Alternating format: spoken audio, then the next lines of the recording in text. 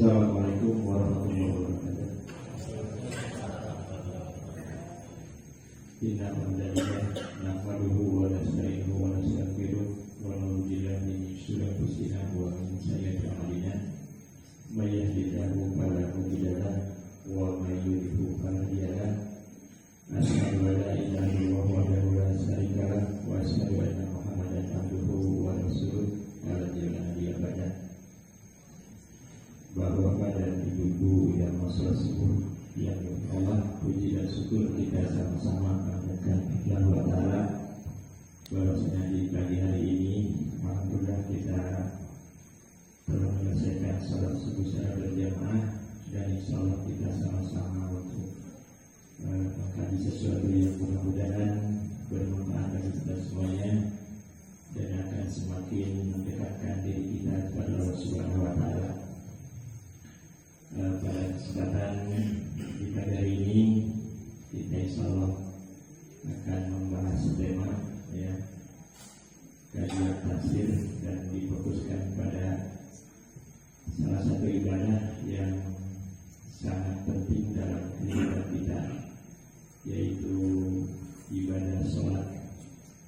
Dan kita tidak akan membahas sholat secara keseluruhan, tetapi hanya satu bagian saja dari sholat, yaitu ruhnya sholat khusyuk.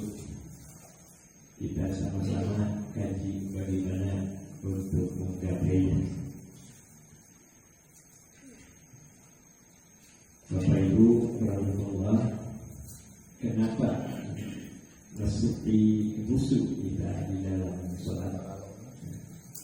Kita perhatikan beberapa cuplikan ayat dalam Al-Quran, dan insya Allah ayat-ayat ini adalah sangat familiar di kita, karena insya Allah kita setiap hari membaca Al-Quran dan sudah pasti itu terbaca oleh kita. Jadi kenapa kita mesti khusyuk di dalam sholat? Kita lihat yang pertama di surat Al-Ma'un ayat 4 sampai 5. A'udzubillahi minasyaitonirrajim. Fawailun lil musallin alladzina hum an shalatihim sahun. Fawailun lil musallin, maka celakalah siapa lil musallin, bagi orang yang sholat. Jadi musalli itu adalah orang yang sholat. Di satu sisi sholat itu diperintahkan, dan yang meninggalkan sholat adalah termasuk dosa besar. Bahkan meninggalkan sholat itu termasuk perkara yang menjadi bagian diancam masuk neraka.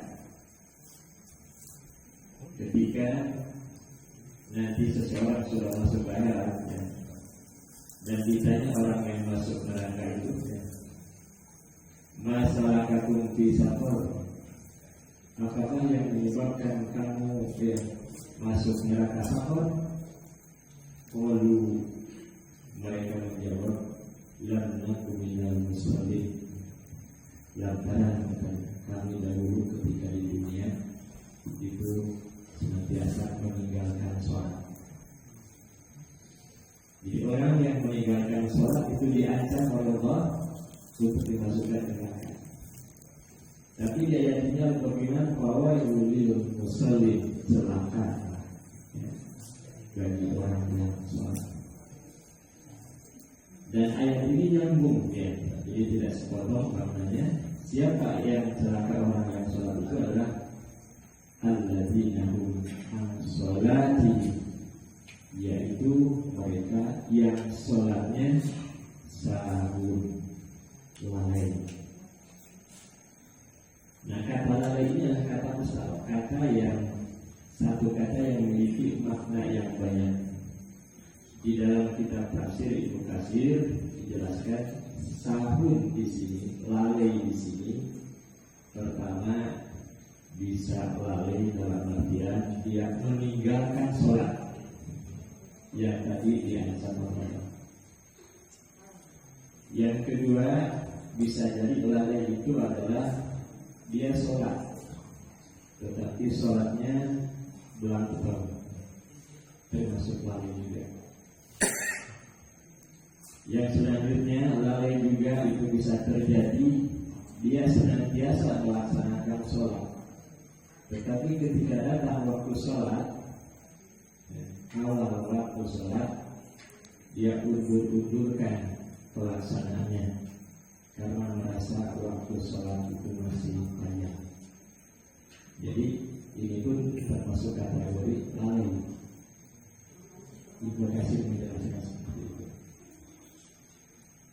Nah, yang terakhir bisa jadi dia ahli sholat yang waktu, tepat waktu, tetapi ada sesuatu yang dilalaikan. Apa? Yang dia baca, dia lalai. Artinya dia tidak meresapi apa yang dia baca. Artinya kehusuannya hilang. Jadi ini juga termasuk sahur, lalai. Oleh karena barangkali begitu pentingnya setelah seseorang melakukan sholat 5 waktu yang wajib tepat waktu, maka juga diisi dengan kehusuan. Nah, ini salah satu pentingnya kenapa seorang mukmin yang melaksanakan sholat itu harus dijiwai dengan ruh yang khusyuk. Nah, ini di surat Al-Maun. Kemudian kita lihat juga di dalam surat Toha ayat 14, ketika Allah berfirman kepada Nabi Musa alaihissalam, Innani anallah, kata Allah, sesungguhnya aku ini Allah, aku ini adalah Allah. La ilaha illa ana, tidak ada ilah, tidak ada Tuhan yang patut disembah, tidak ada Tuhan yang patut diminta pertolongannya illa ana, kecuali aku, kata Allah. Ini firman Allah kepada Nabi Musa. Maka karena aku ini Allah, karena aku ini Tuhan, kata Allah, fa'budni, maka sembahlah aku. Dan salah satu bentuk penyembahan kepada Allah adalah wa'aqimis shalah, tegakkan oleh Musa sholat. Jadi ternyata perintah sholat itu bukan hanya diperintahkan kepada kita, kepada Nabi Muhammad SAW. Wa'aqimis shalah, kata Allah, tegakkan sholat. Bapak Ibu Allah yang ingin kita tegaskan ini di ayat-ayat. Apa tujuan sholat? Apa hakikat sholat? Kata Allah, wa aqimis sholata lizikri. Tegakkan sholat lizikri, untuk ingat kepadaku, kata Allah. Jadi sholat itu tujuannya untuk zikir, ya, untuk ingat kepada Allah Subhanahu wa Ta'ala. Nah, barangkali persoalannya, apakah ketika kita sedang sholat yang diingat itu Allah, atau mungkin yang lainnya, atau mungkin yang lain. Sholat itu kata Allah, aqimis sholata lizikri, tegakkan sholat untuk ingat kepadaku. Nah, yang kedua, itu pentingnya, ya, setelah seorang melakukan sholat maka disertai dengan kekhusyuan, yaitu dia senantiasa ingat kepada Allah Subhanahu wa Ta'ala. Kemudian kita lihat juga di surat Al-Mu'minun, ya, ini juga sudah bagian dari kita, ya. Bismillahirrahmanirrahim. Qad aflahal mu'minun, sungguh, ya, aflah, berbahagia, beruntung, ya. Siapa al-mu'minun? Yaitu orang-orang yang beriman. Siapa orang yang beriman? Yang beriman itu yang pertama adalah alladzina hum fi sholatihim khashi'un.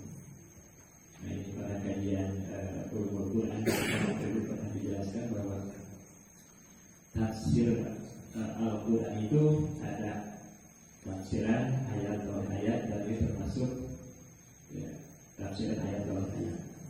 Yang beruntung, ya, orang yang beriman yang beruntung itu dijelaskan bahwa adalah di antaranya orang yang ketika dia sholat khusyuk. Artinya ketika seseorang ingin bahagia, ingin beruntung, maka langkah yang pertama adalah buatlah, bentuklah ketika sholat dia senantiasa khusyuk. Nah, Bapak Ibu Allah, apa itu khusyuk, ya? Kalau kita lihat secara bahasa, khusyuk itu artinya tunduk, ya. Tunduk, ya. Tunduk, patuh, pasrah kepada siapa? Kepada Allah Subhanahu wa Ta'ala. Nah, itu di antara beberapa ayat yang menjelaskan bagaimana pentingnya ketika sholat kita dijiwai dengan khusyuk. Nah, apa upaya menuju sholat yang khusyuk? Nah, kita tanyakan beberapa dalil, ya, baik dari Al-Quran maupun hadis, ya, yang menjelaskan bagaimana, ya, kita berusaha untuk menggapai khusyuk. Yang pertama, ya, seseorang yakin, ya, akan berjumpa dengan Allah Subhanahu wa Ta'ala. Jadi orang yang yakin bahwa dia akan bertemu dengan Allah, maka insya Allah ketika sholatnya dia akan senantiasa khusyuk, ya. Allah berfirman di dalam surat Al-Baqarah ayat 45, A'udzubillahi minasyaitonir rajim, wasta'inu bis-sabri was-shalah. Dan mohonlah pertolongan kepada Allah bis-sabri was-shalah, dengan sabar dan sholat. Jadi sabar, sholat merupakan isti'anah, bentuk cara, ya, kita untuk mendapatkan pertolongan Allah Subhanahu wa Ta'ala. Nah, sabar ini, ya, bisa dapat sabar di musibah. Ketika datang musibah seorang bersabar, maka ini merupakan bentuk bagaimana Allah akan menolong seseorang. Nah, kemudian sabar di taat, karena sabar dikaitkan dengan sholat, berarti ketika melakukan ibadah pun perlu dengan kesabaran. Ya, barangkali sebagai contoh ya, kita datang ke masjid ini tantangan besar ya, ngantuk, dingin, tanpa kesabaran kita tidak mungkin bisa sampai ke masjid ini. Ya. Jadi sabar di sini adalah sabar ya, ketika kita melakukan ketaatan kepada Allah Subhanahu wa Ta'ala. Dan semua ibadah yang kita lakukan itu perlu kesabaran. Ibadah saum mungkin yang paling menonjol karena melatih kesabaran. Wa innaha, dan sesungguhnya kata Allah, la kabiratun, sungguh benar-benar berat. Wa innaha, haknya kembali kepada sholat. Sesungguhnya sholat itu adalah la kabiratun, sungguh berat. Dikecualikan Allah, illa ala khawasimin, kecuali bagi orang-orang yang khusyuk. Nah, sholat itu sungguh berat, atau kecuali bagi orang yang khusyuk.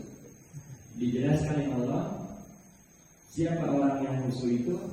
Alladzina yazunnuna, yaitu orang yang yakin, yang yakin annahu, bahwa sesungguhnya mereka mulaqu rabbihim, akan bertemu dengan Tuhan mereka.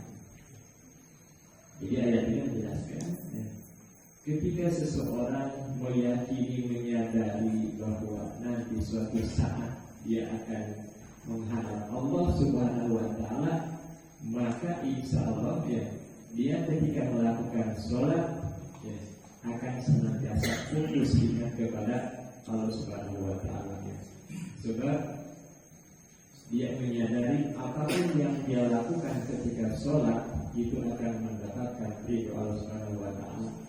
Dan ketika dia meninggalkan sholat, dia akan menyadari bahwa suatu saat dia akan mendapatkan jawaban Allah Subhanahu wa Ta'ala. Semakin kuat keimanannya bahwa dia akan menemui Allah Subhanahu wa Ta'ala, maka insya Allah akan berkorelasi, akan semakin kuat pula dia kehusuannya kepada Allah Subhanahu wa Ta'ala. Ini yang pertama. Jadi orang yang khusyuk itu kata Allah, orang yang senantiasa meyakini bahwa suatu saat dia akan bertemu dengan Allah Subhanahu wa Ta'ala. Jadi ketika di dunia dia sholat kepada Allah, Allahnya tidak terlihat, tapi dia yakin suatu saat dia akan bertemu dengan Allah Subhanahu wa Ta'ala. Wa annahu ilaihi raji'un, dan sesungguhnya mereka itu ilaihi, kepadanya, kepada Allah Subhanahu wa Ta'ala, raji'un, itu akan kembali. Jadi manusia itu akan berjalan mengalir semuanya menuju kepada Allah Subhanahu wa Ta'ala. Nah, ini yang pertama, bahwa upaya untuk melakukan kehusuan, kedudukan ketika melakukan sholat, seseorang meyakini bahwa suatu saat dia akan berjumpa dengan Allah Subhanahu wa Ta'ala.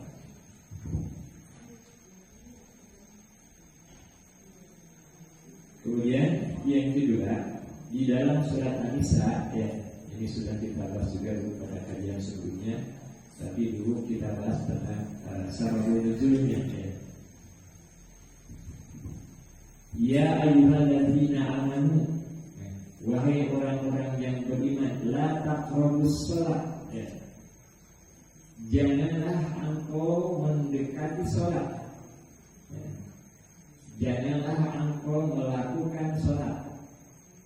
Nah, ayat ini jangan sepotong-sepotong seperti kita tadi, jangan membaca ayat sepotong bahwa lil musallin.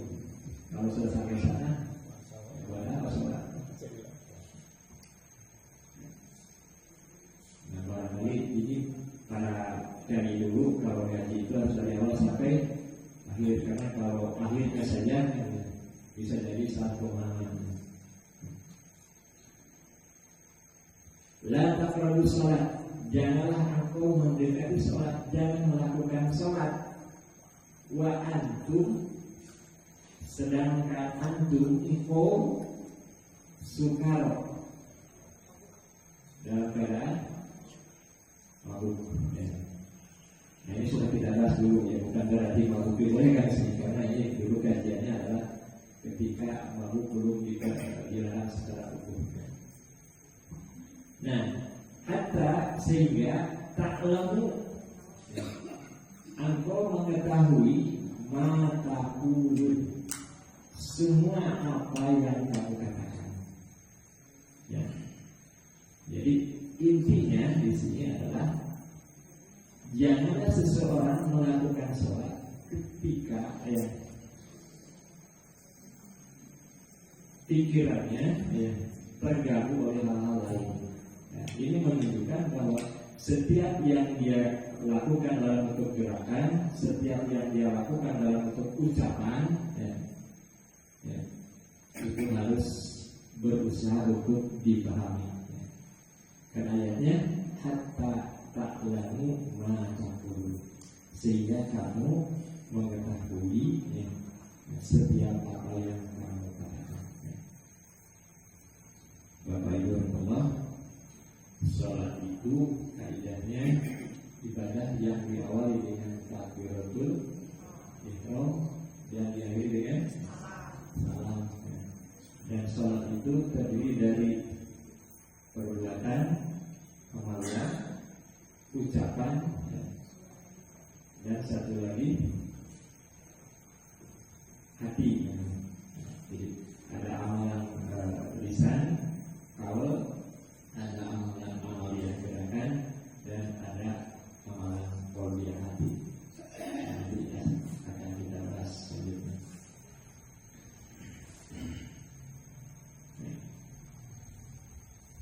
Amal ibadah yang kita lakukan, para ulama itu mengelompokkan berdasarkan sumbernya. Ada ibadah qalbiyah, ibadah hati, sabar, syukur, mahabbah, itu hati. Iman itu amalan hati. Ada ibadah yang berbentuk qauliyah, kita berzikir subhanallah, alhamdulillah, dan seterusnya. Baca Quran. Kemudian ada ibadah yang bersifat amaliyah, gerakan. Gerakan. Ada ibadah yang bersifat amaliyah, infak, sedekah. Nah, sholat itu adalah ibadah yang menyangkut amaliyah, gerakan. Nah, kita sholat itu ada gerakannya. Ada gerakan. Dalam hadis disebutkan Rasulullah sallu qaiman, salatlah sambil berdiri. Itu perintah. Jadi ketika kita mampu berdiri, tetapi tidak berdiri ketika sholatnya tidak sah. Perintahnya sallu qaiman. Baru kalau tidak mampu berdiri, qaiman istirahat, qaiman. Kalau tidak mampu berdiri, duduk. Ini adalah gerakan. Yang kedua, sholat itu juga ibadah qauliyah. Kita berdiri, kemudian mengangkat tangan, itu amaliyah. Ketika kita mengangkat tangan, apa yang kita ucapkan? Allahu Akbar. Qauliyah, ucapan. Jadi mengangkat tangan itu ibadah. Kita menyatakan takbir Allahu Akbar, ini lisan qauliyah. Dan setelah amaliyah qauliyah, ada ibadah qauliyah. Apa yang kita ucapkan dari Allahu Akbar, artinya hanya Allah lah yang maha besar. Jadi nyambung Allahu Akbar. Yang kita ingat yang besar itu Allah, bukan nyuci piring di rumah. Atau Allahu Akbar, begitu kita menyatakan Allahu Akbar, yang teringat adalah kunci yang hilang.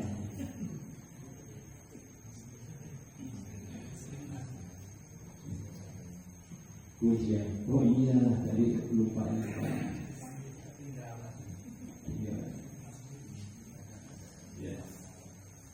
Kalau kita lihat tadi ketika Allah berfirman kepada Musa, kata Allah, aku wakili sholat, tegakkan sholat mereka lizikri katanya, untuk ingat kepadaku. Jadi gerakan Allahu Akbar, Allah Maha Besar.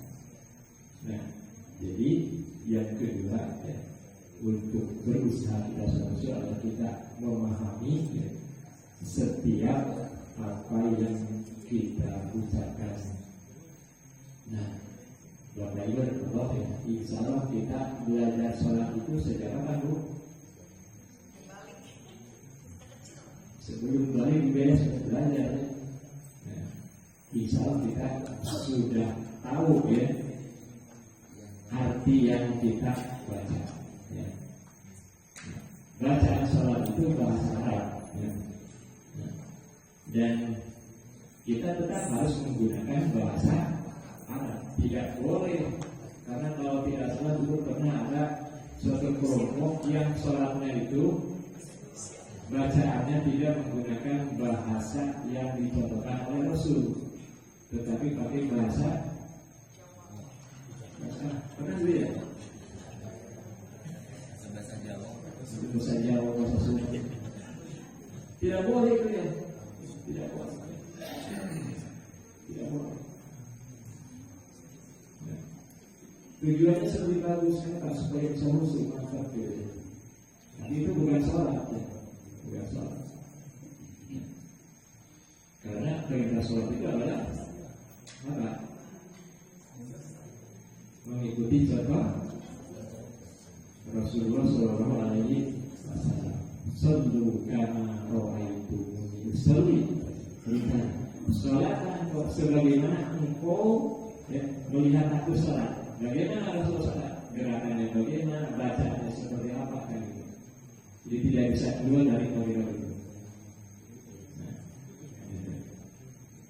jadi ada 3 poin dan itu semuanya harus kita usahakan bersatu antara gerakan, ucapan dan maknanya.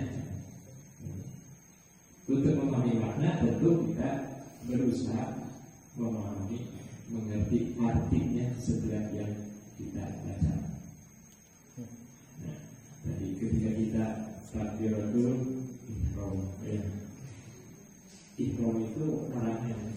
Ketika orang melakukan ibadah umroh itu ada ihram. Itu orang di sana ada orang. Ketika sudah takbiratul ihram itu terdapat hal-hal yang tidak ada kaitan dengan sholat. Tidak boleh lagi ngobrol.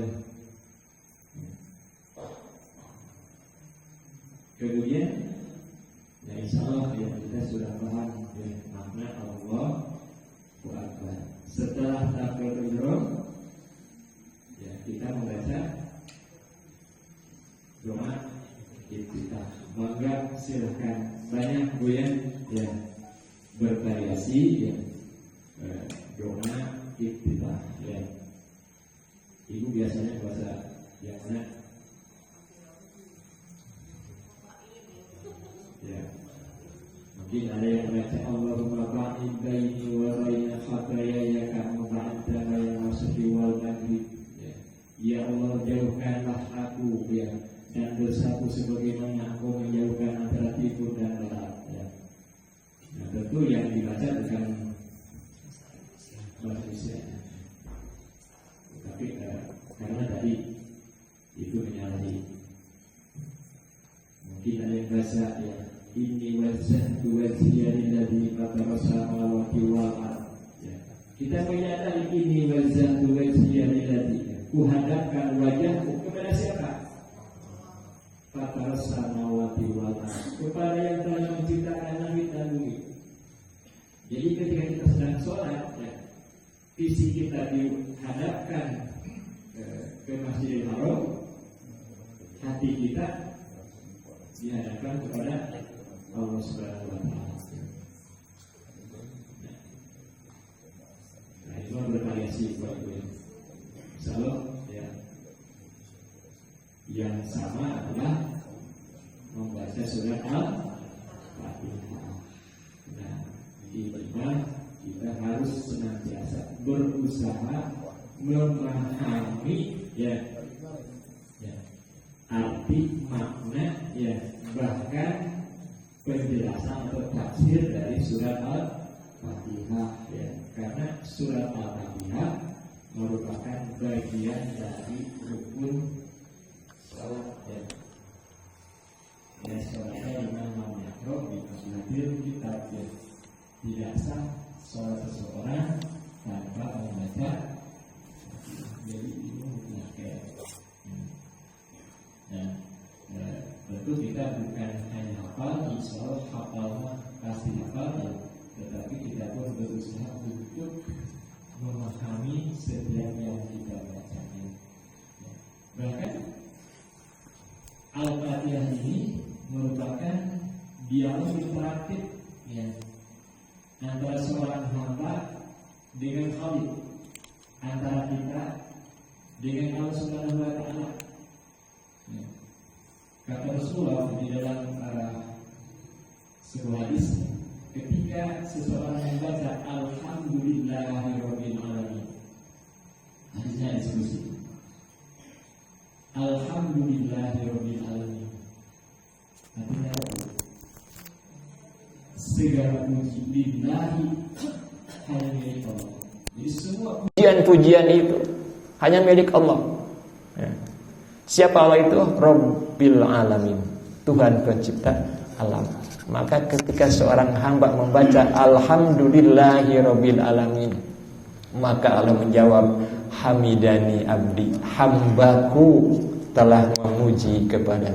Jadi hidup interaktif. Dan mari kita sama-sama itu kita resapi ya, kita rasakan bahwa kita ini sedang berdialog dengan Allah Subhanahu wa Ta'ala ya. Kemudian ketika kita membaca Ar-Rahmanir Rahim, Maha Pengasih lagi Maha Penyayang, Allah menyahut, Asna ala ya abdi, hambaku menyanjungku ya. Subhanallah ya. Jadi ternyata dialog yang luar biasa. Nah oleh karena itu ada sebagian ulama yang menyatakan bahwa ketika membaca surat Al-Fatihah itu jangan diwasol semuanya ya. Menggunakan logika ya, umpamanya orang minta sesuatu kan ada jedanya ya. Nah. Jadi misalkan diwasol Alhamdulillahirabbil alamin arrahmanir rahim maliki yaumiddin iyyaka na'budu wa iyyaka nasta'in ihdinas siratal mustaqim siratal ladzina an'amta 'alaihim ghairil maghdubi 'alaihim waladdallin. Jadi ada ulama yang melarang diwasul keseluruhan. Sebab kenapa? Setiap akhir ayat itu ada jawaban, respon dari Allah Subhanahu wa Ta'ala ya. Ya tentu meskipun Allah tidak seperti itu ya. Tapi barangkali maknanya supaya kalau dipotong-potong tiap ayat kita merasakan ya, kelezatan bahwa setiap yang kita minta, setiap yang kita sampaikan itu disambut oleh Allah Subhanahu wa Ta'ala ya. Bahkan ketika kita sampai kepada iyyaka na'budu wa iyyaka nasta'in ya, Allah menyatakan ini adalah antaraku dan hambaku, wali abdi masalah, dan bagi hambaku apa yang dia minta ya. Apa yang dia minta ya, itu ista'ana tadi memohon pertolongan. Ibadah itu kepada Allah, dan pertolongan itu adalah dari Allah kepada hamba yang melakukan ibadah. Nah, ini kita berusaha ya untuk senantiasa menghayati apa yang kita baca. Nah, setelah surat Fatihah kita membaca Al-Quran, pilih ya ayat-ayat ya yang sudah diusahakan ya, pasti yang atau setiap orang itu punya ayat-ayat populer ya, ikon ya. Apa surat Al-Qulhu ya, ya trikul makanya kul huwallah, kul ya ayyuhal kafirun, Qul a'udzu birabbin-nas ya, bahkan 4 qul ya. Nah, itu tidak apa-apa karena ketika zaman para sahabat ya, ada sahabat yang ketika sholat yang dibaca teh qul hudai. Ya. Sehingga sahabat yang lain itu protes ke Rasul, ya Rasulullah si fulan itu kalau sholatnya pakainya al-ikhlas saja gitu. Gitu. Dipanggil oleh Rasulullah, ya, apakah betul? Katanya, ya Rasulullah betul. Kenapa? Dia jawab, ya Rasulullah, saya senantiasa membaca Al-Ikhlas karena saya mencintai surat Al-Ikhlas. Sebab inilah ayat yang menyatakan keesaan Allah. Qul huwallahu ahad. Katakanlah, huwallahu ahad, dia yang maha ahad, maha esa. Allahu somad, Allah tempat bergantung, tempat memohon pertolongan ya. Tempat berharap. Jadi dia cinta kepada surat Al-Ikhlas. Cuma mungkin persoalannya, apakah kita membaca qul itu karena cinta menghayati atau karena mungkin itu bedanya ya. Ya, karena rusuh atau karena tidak ada lagi apalah, walaupun boleh ya. Jadi boleh Bu ya. Nah, Bapak Ibu rahimakumullah, surat terpanjang itu adalah surat Al-Baqarah ya. Dan surat terpendek itu adalah surat-surat yang jumlah ayatnya 3 ayat. Ya, 3 ayat. Ya. Di antaranya adalah Al-Asr, ya. Al-Kautsar, ya. Masih ada? Ya. Silakan ya. Dan para ulama menjelaskan diupayakan ketika sholat ya, surat-surat yang kita baca diusahakan senantiasa juga kita pahami maknanya ya, itu maknanya. Dan ternyata membaca Al-Quran itu pahalanya luar biasa, apalagi kalau Al-Quran itu dibaca ketika sholat.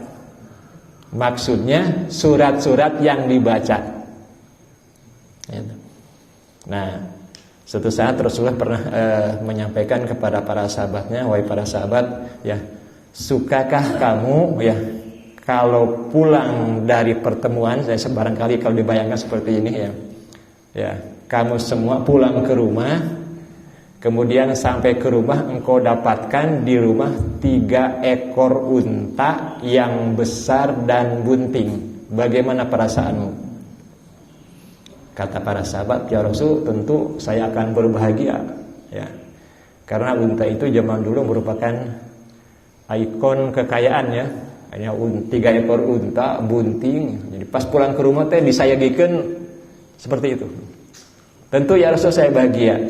Maka kata Rasul, 3 ayat yang engkau baca di dalam sholat itu jauh lebih baik dari apa yang kau bayangkan tadi, mendapatkan 3 ekor unta. Ini menunjukkan pahala baca Quran ketika sholat itu sangat utama ya. Itu baru 3 ayat ya. Ya, apalagi kalau banyak ya, itu. Nah, itu ya.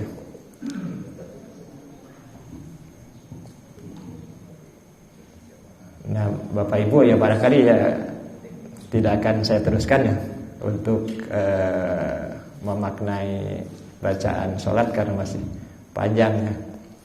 Urutannya kita sudah maklum, tinggal ya, kita berusaha saja karena tadi kata Allah wala taqrabus sholat wa antum sukara hatta ta'lamu ma taqulun ya.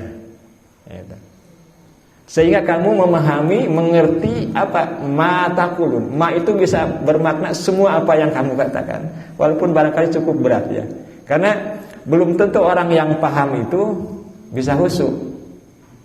Ya, paham maknanya gitu. Tetapi tidak khusyuk. Kenapa? Ketika dia baca itu ya tadi pikiran kemana? kemana-mana ya. Karena pikiran itu bisa bergerak tanpa medium ya. Gitu. Kalau fisik kita kan hadir di sini ya. Tapi kan belum tentu pikiran kita itu hadir bersama kita. Ya, nah mungkin sekarang kita ibu misalkan kan duduk di sini ya. Yang duduk adalah fisiknya, kan pikirannya bisa gimana ya. Makanya kata Rasul ya, kita itu harus menjaga dari sabetan-sabetan setan. Sabetan setan itu ketika kita sedang sholat, kita ingat yang lain itu adalah sabetan setan, kata Rasul itu. Maka ketika itu terjadi, tarik lagi. Tarik lagi. Tadi ketika kita sedang sholat, ingat kunci ya. Jangan itu, oh iya di sana ya. Oh di sana. Jangan diteruskan ya. Tarik gitu ya. Tarik. Kembalikan. Kemana? Kita ini sedang inni wajjahtu wajhiya lilladzi fataras samawati. Kita sedang menghadapkan wajah kita dan hati kita kepada Allah Subhanahu wa taala yang telah menciptakan kita. Nah, itu yang kedua Bapak Ibu. Jadi yang pertama ya, untuk menggapai kehusuan itu, pertama kita yakin kita akan bertemu dengan Allah Subhanahu wa taala. Yang kedua, kita berusaha untuk memahami ya setiap apa yang kita baca ya. Nah, kemudian yang ketiga, ini ada sebuah hadis yang diriwayatkan oleh Imam Bukhari dan Muslim ya, tentang tumaninah ya. Insya Allah kita pun sudah mendapatkan penjelasan ya, apa itu tumaninah ya. Apa tumaninah Bu?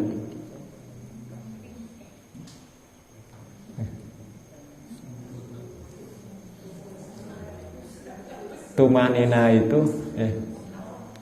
Dulu saya waktu kecil ketika mendapatkan penjelasan dari kiai ya, tumaninah itu santai lah gitu ya,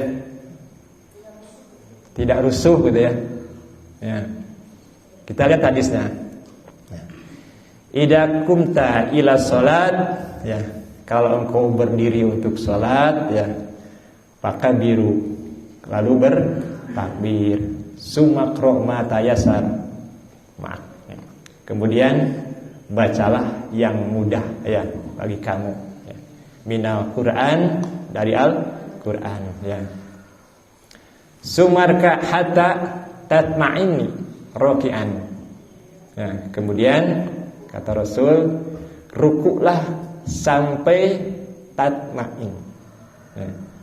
Sampai kita terjemahkan tumaninah ya, roki'an, dalam bersujud ya. Nah, ternyata ya, tumaninah itu maknanya bukan hanya santai ya, ancan ya. Tetapi tumaninah itu artinya tenang ya. Dalam Al-Quran berfirman ketika menjelaskan tentang keutamaan berzikir, ala bizikrillahi tatma'inul qulub. Ketahuilah kata Allah bahwa hanya dengan berzikir kepada Allah bagaimana? Tatma'inul qulub, hati akan menjadi tumaninah. Nah, tumaninah di sini maknanya tenang, damai ya.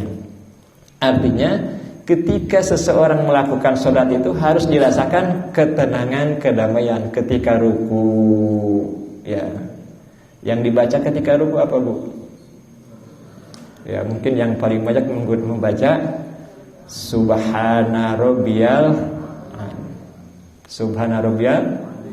Adim ya. Rasakan kedamaian, ketenangan ya. Maha suci Engkau Allah yang Maha Agung ya. Gitu. Jadi tumaninah itu artinya seseorang ketika sholat merasakan ketenangan, kedamaian pada setiap posisi sholat ya. Ya. Dia merasakan ketenangan, ketentraman ketika dia melakukan gerakan-gerakan sholat ya, gitu. Nah, ini yang ketiga. Yang keempat, ya, yang keempat untuk menggapai kehusuan adalah ihsan, ya. Ihsan. Nah, ini hadisnya cukup panjang, ya, ketika malaikat Jibril mengajarkan pokok-pokok ajaran agama Islam kepada Rasulullah SAW, mengajarkan tentang iman, kemudian Islam, ihsan, sampai bertanya bilakah datangnya hari kiamat. Nah, ihsan itu adalah, kata Rasul, anta'budallah ka'annaka tarahu. Jadi engkau melakukan ibadah kepada Allah ka'annaka, seolah-olah tarahu, ya, engkau melihatnya. Bapak Ibu rahimakumullah, ini menggunakan ka'annaka, ya, seolah-olah engkau melihatnya. Melihat siapa? Kalau seolah-olah melihat bukan? Enggak. Ya. Allah itu tidak akan bisa digapai oleh pandangan mata, ya. Gitu. Tapi kata Allah, ya, ihsan itulah anta'budallah ka'annaka, seolah-olah engkau melihatnya. Bagaimana ketika seseorang melakukan ibadah, dia meyakini seolah-olah dia sedang melihat Allah. Bagaimana ibadahnya? Khusyuk, ya. Itu. Tapi ini kalimatnya ka'annaka, seolah-olah, jangan diwujudkan. Karena pernah terjadi juga, ya, orang-orang dulu, dan ternyata orang-orang yang menyembah selain Allah itu asal muasalnya adalah dia itu untuk lebih mendekatkan diri kepada menggunakan benda-benda. Kata mereka, ma na'buduhum illa liyuqarribuna ilallahi zulfa.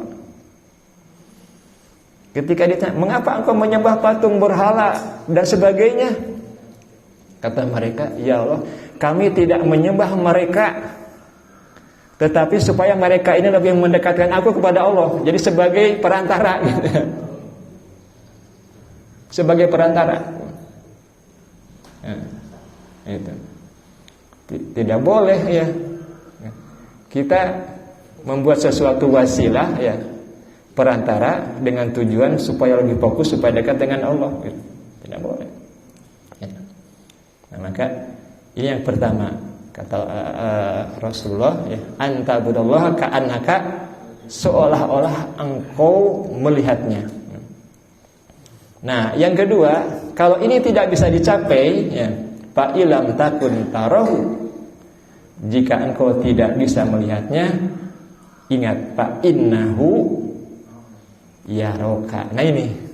Tapi jika engkau tidak mampu, ya, kepada suasana yang pertama tadi, ya, kita seorang melihat Allah, maka ini yang sudah jelas bahwa meskipun kita tidak bisa melihat Allah, tetapi fa innahu yaraka, sesungguhnya dia Allah melihat kita.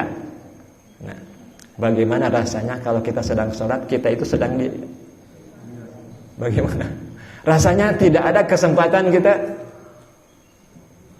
untuk keluarlah itu, ya. Ibu rahimahullah, pernah nggak ibu dialog dengan seseorang, bisa ngobrol berdua gitu, ya. Nah, terus tiba-tiba ketika ngobrol itu kelihatannya pandangannya kemana-mana. Kayaknya ini nggak fokus nih. Nah, bagaimana itu kalau terjadi dengan Allah Subhanahu Wa Taala? Ya, mungkin kalau dengan orang, ya, kita tidak bisa membaca hati, tapi kalau dengan Allah, Allah itu maha mengetahui, ya, maha fis sudur, ya, apa yang di dalam dada. Nah, jadi ini yang terakhir, ya.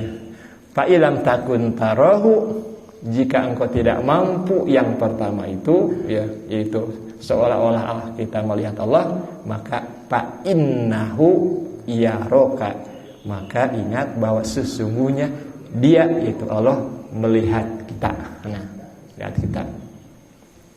Nah,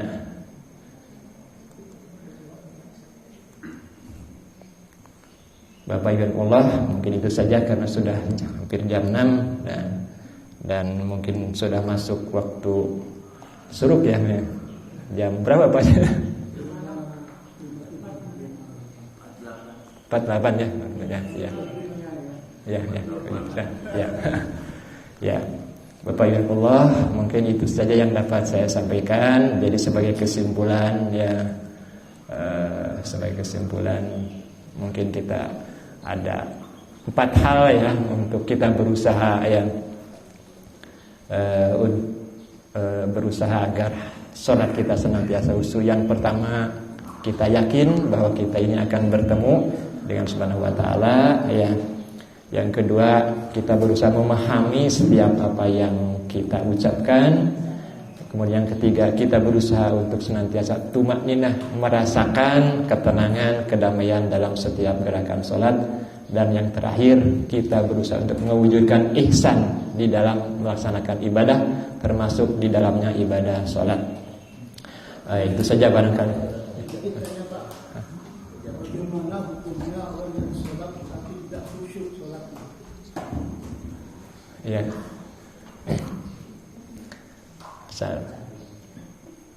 Bapak Ibu rahmatullah, saya juga suka merinding Pak. Bagaimana hukumnya ya orang yang tidak khusyuk dalam sholatnya ya. Nah, baik khusyuk secara keseluruhan ya. Mungkin kan kita ketika takbiratul ihram bisa khusyuk ya, tapi kesananya ya bolak-belok ya Allah. Nah, tapi kalau kita kaji di dalam bahasan-bahasan fikih gitu ya, ternyata khusyuk itu tidak termasuk kepada syarat dan rukunnya sholat. Saya membayangkan bagaimana seandainya dimasukkan ke sana. Masya Allah, ya Allah ya Rabbi ya. Ya Allah, betul diulang-ulang terus ya. Ya Allah ya Rabbi. Seandainya kehusyukan itu merupakan bagian dari rukun sholat atau syarat rukun sholat, tapi kehusyukan adalah merupakan suatu keutamaan, dan itu yang harus barangkali terus kita kejar. Karena itu barangkali insya Allah ya Pak hajinya sholatnya tetap diterima ya. Ya. Mungkin ada beberapa ya di masyarakat takbiratul ihram berulang kali gitu Pak. Nah itu mungkin bisa dibahas karena mungkin dia merasa langsung ulang lagi. Allahu Akbar, ulang lagi. Karena mungkin dia merasa dan khusyuk gitu. Sampai lama gitu berulang-ulang. Nah itu mungkin bisa dikasih nasihat mungkin Pak bagaimana. Ya. Karena nyambung juga kan tadi bahwa khusyuk itu bukan salah satu rukun sholat. Memang nanti di perjalanan akan naik turun ya. Iya betul. Iya betul Pak. Ya betul Pak Ustaz Lukman. Jadi barangkali itu latar belakangnya ya punten barangkali ya ini ya. Jadi mengulang-ulang takbir itu karena tadi merasa belum fokus, belum khusyuk ya. Nah, tetapi barangkali tidak perlu seperti itu ya. Ya, itu. Karena tadi ya itu tidak termasuk bagian dari rukun sholat yang menyatakan status sholat sah atau tidaknya ya. Nah, tapi kita senantiasa berusaha. Mudah-mudahan ya,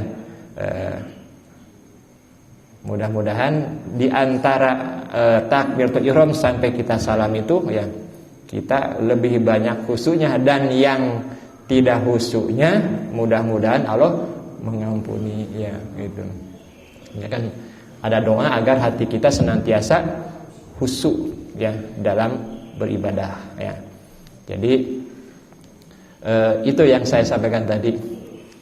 Saya suka merinding ya Allah, seandainya kehusyukan ini masuk kepada syarat sahnya sholat ya beres ya.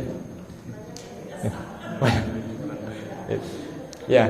Ya, barangkali hikmahnya ini oleh para ulama disampaikan kenapa kita begitu Assalamualaikum warahmatullahi wabarakatuh. Assalamualaikum warahmatullahi wabarakatuh.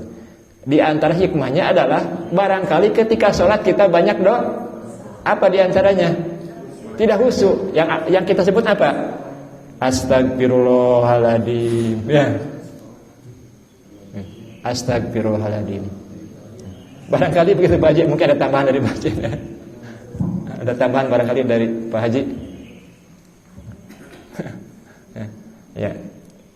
Ya mungkin itu yang dapat saya sampaikan. Yang benarnya datang dari Allah Subhanahu wa taala, dan yang salah karena kedoipan kurang saya sendiri. Allahumma anfa'na bima 'allamtana wa 'allimna ma yanfa'una wa zidna ilman. Assalamualaikum warahmatullahi wabarakatuh.